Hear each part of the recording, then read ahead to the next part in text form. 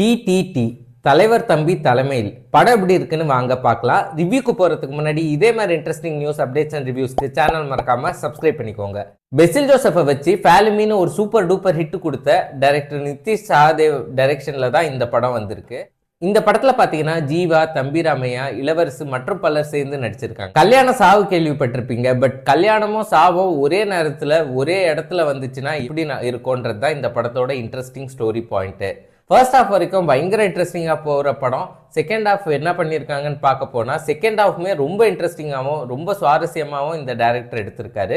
ஒரு சின்ன நாட்டு தாங்க, ரெண்டு குடும்பத்துக்கும் பிரச்சனை. ஒரு குடும்பத்தில் பார்த்தீங்கன்னா கல்யாணம் ஃபிக்ஸ் ஆயிருக்கு, இன்னொரு குடும்பத்தில் பார்த்தீங்கன்னா ஒரு சாவு விழுந்திருக்கு. இந்த ரெண்டுத்தையும் ஒரே நேரத்தில் நடத்தியே ஆகணுன்றது தான் பிரச்சனையே.